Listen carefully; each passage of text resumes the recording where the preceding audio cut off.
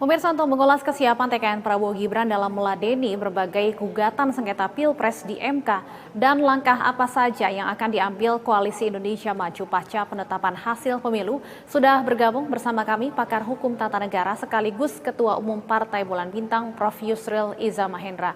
Selamat malam, Prof. Yusril. Ya, selamat malam. Ya, Prof. Yusril, kita tahu memang yang menjadi tergugat dalam sengketa di MK adalah KPU.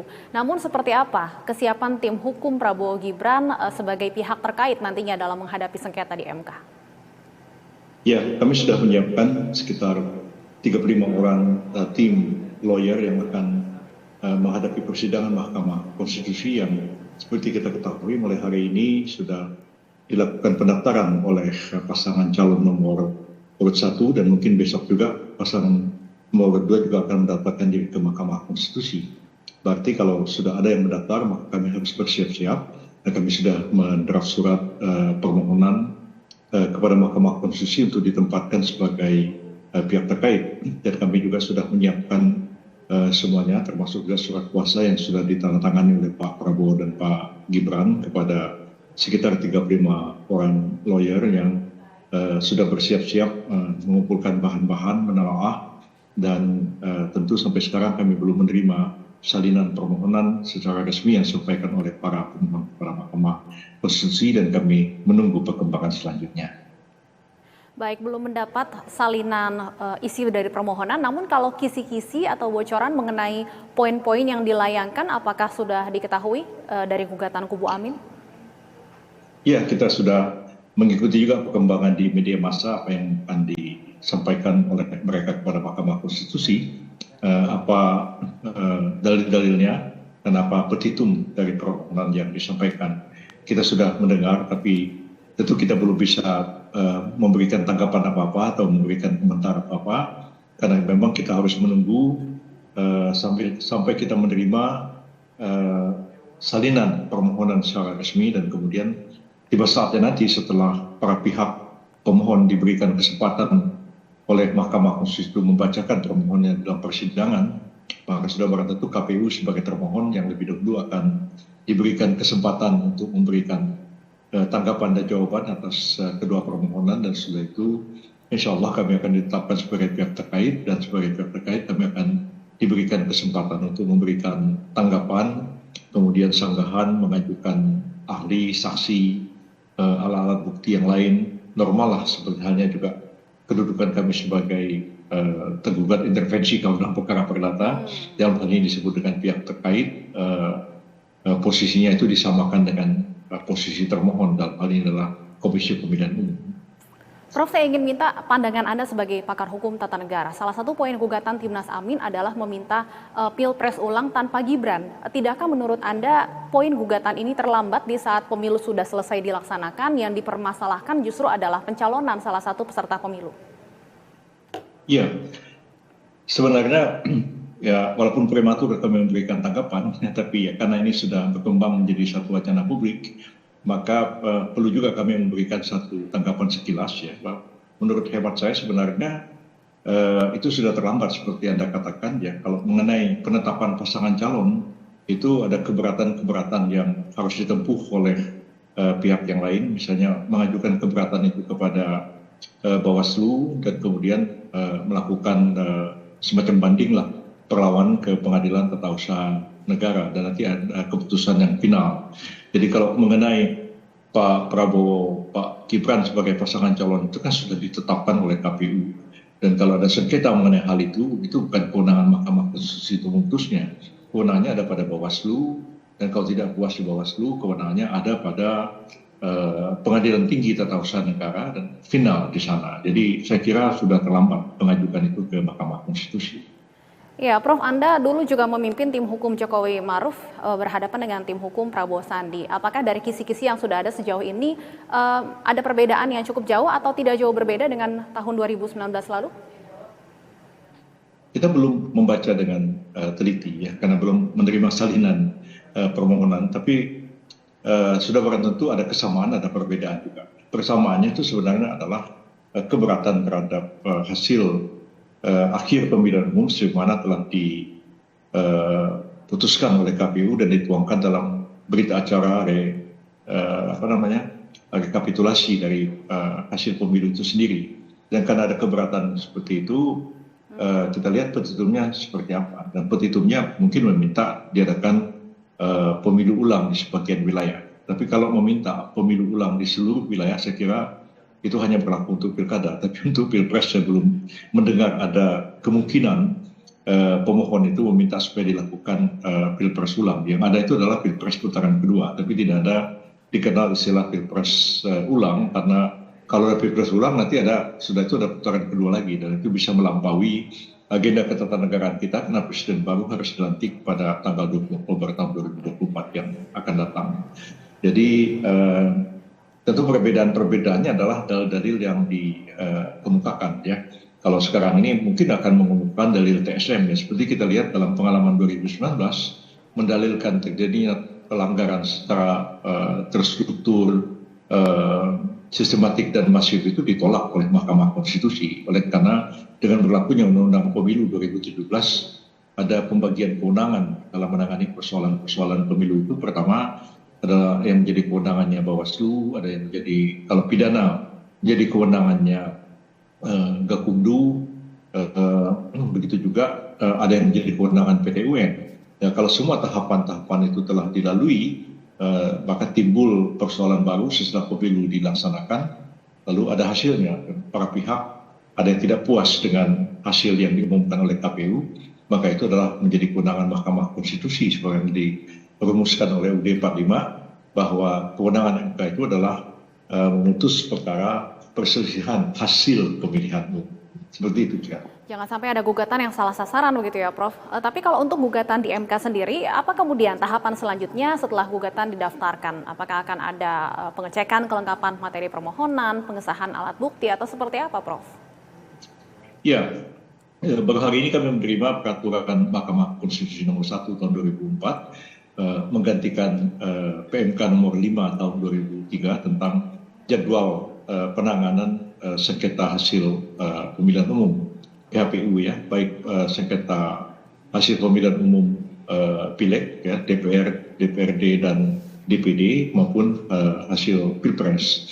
Dan kami cermati hasil pilpres itu mengatur sangat rinci, dan persidangan ini akan dilakukan secara maraton nampaknya, karena jam 00 tadi malam sampai dengan tanggal 23 jam 00 kedua pihak yang katakanlah tidak puas terhadap hasil pemilu pilpres ini, dan ini paslon nomor 1 dan nomor 3 itu diberi kesempatan untuk mengajukan permohonan. Kalau lewat tanggal 23 jam 00 maka sudah tidak diterima lagi, dan kemudian kami sebagai pihak terkait diberikan kesempatan untuk mengajukan permohonan sebagai pihak terkait itu diajukan pada tanggal 24 dan akan ditetapkan tanggal 25, dan kemudian KPU akan membuka sidang dan juga akan memeriksa berkas-berkas permohonan dan memberitahu kepada para pemohon mana-mana yang harus dilengkapi, mana yang harus diperbaiki, dan sudah ada jadwal yang pasti mulai tanggal 28 Maret nanti para pihak sudah diberikan kesempatan untuk membacakan permohonannya.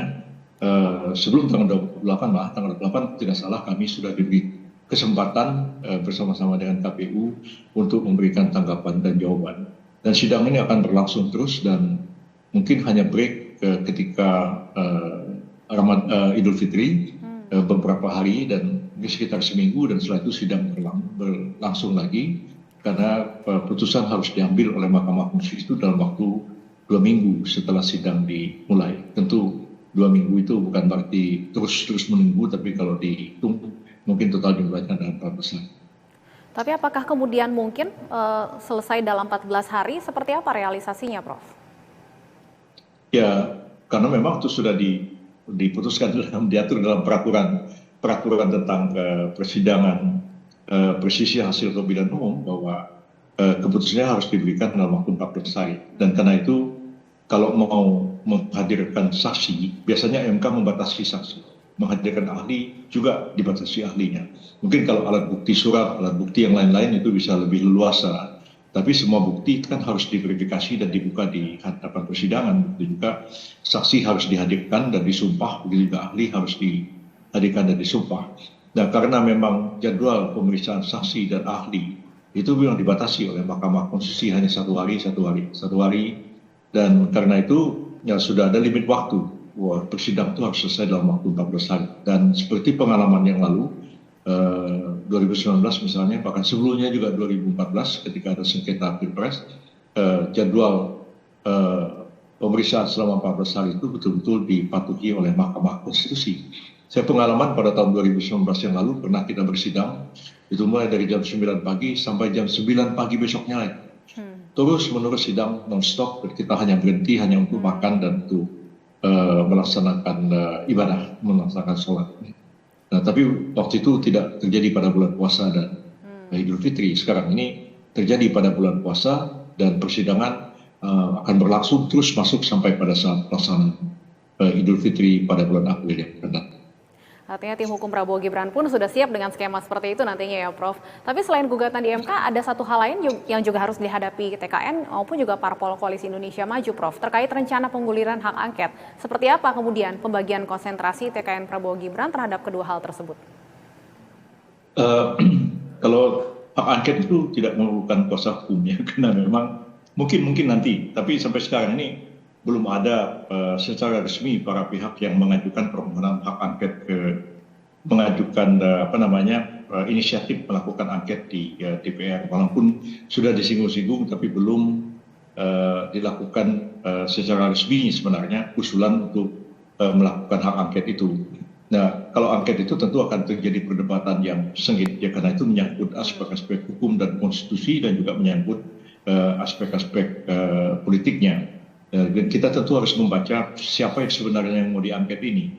Apa KPU yang mau diangket, apa pemerintah yang mau diangket. Karena memang seperti kita ketahui bahwa pelaksanaan angket itu kan untuk melakukan pengawasan DPR terhadap pemerintah. KPU itu sendiri bukan pemerintah. KPU bisa mengatakan kami tidak bisa diangket, kami bukan pemerintah, kami lembaga independen.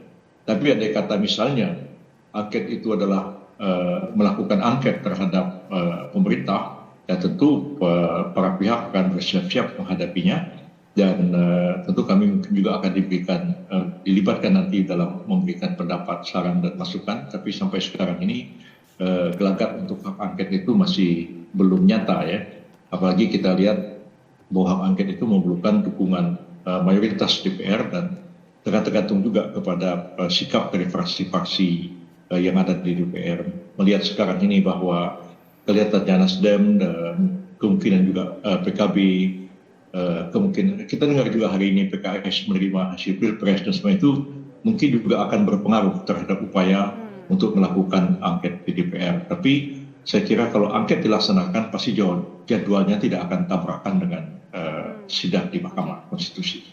Artinya sampai hari ini tim hukum Prabowo Gibran masih fokus pada persiapan menghadapi gugatan di MK, Prof. Iya betul, dan ada sebagian gugatan di pengadilan Jakarta Pusat, tapi tidak terlalu menyita banyak perhatian. Jadi mungkin juga tidak lama lagi akan diputus oleh pengadilan. Baik. Tapi itu hanya sifatnya adalah gugatan perdata, dan ada juga gugatan di pengadilan lain sudah selesai.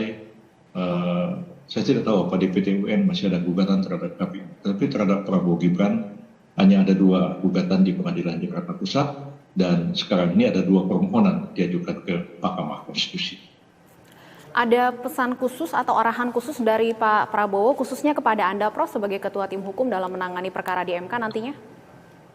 Ya, tadi malam kita sambil menyaksikan pengumuman KPU, kita sempat ngobrol dengan Pak Prabowo, Pak Dasko, dan tokoh-tokoh yang lain, dan intinya sih beliau mengatakan siapkan betul Pak tim, ya saya katakan kita sudah solid dan sudah melakukan pertemuan juga semacam satu brainstorming terhadap semua lawyers ya, dan saya juga sudah memberikan satu briefing kepada semua, oleh karena para lawyers ini tidak semua bidangnya hukum tata negara dan administrasi negara, dan juga tidak semua berpengalaman bersidang di Mahkamah Konstitusi, dan mungkin juga ada sebagian yang belum pernah menangani sengketa pemilihan presiden dan wakil presiden.